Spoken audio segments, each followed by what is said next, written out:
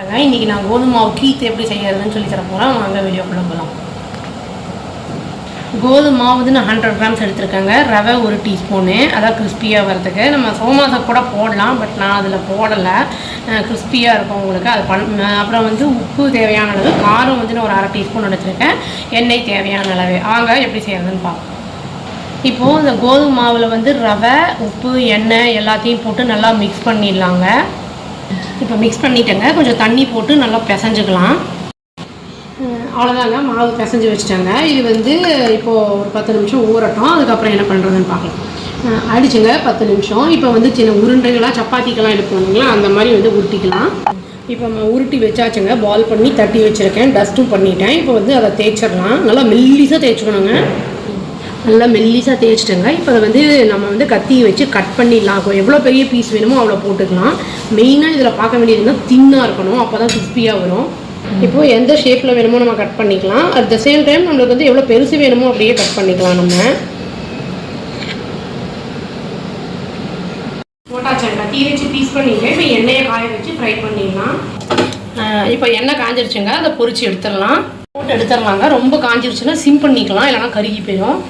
கோதுமை மாவு கீத்து அந்த ரெசிபி ரெடி ஆகிடுச்சு. அது வந்து ரொம்ப கிறிஸ்பியாக இருக்கும், நல்லாயிருக்கும்.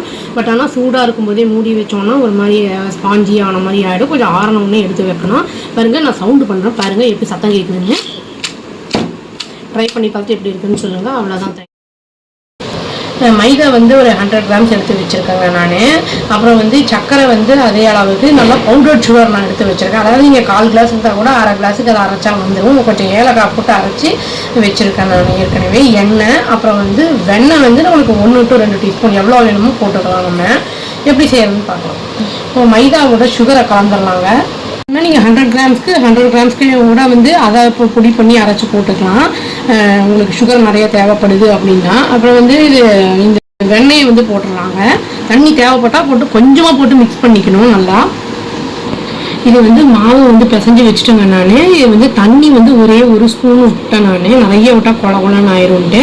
இப்போ அதை வந்து நம்ம சப்பாத்தி மாவுக்கு தேய்க்கிற மாதிரி உருண்டை பிடிச்சி கொஞ்சம் நல்லா குண்டாக பண்ணிக்கலாம். நல்லா கெட்டியாகவே பண்ணிக்கணும். ரொம்ப மெல்லிசாக பண்ணால் பிஸ்கெட் மாதிரி ஆயிடும்.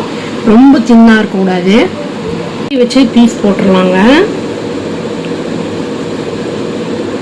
இது வந்து ஆக்சுவலி மிக்சர்லாம் இருக்குது இல்லைங்களா, ஸ்பெஷல் மிக்சர்லாம் இது போடுவாங்க. ரொம்ப நல்லாயிருக்கும் டேஸ்ட்டு.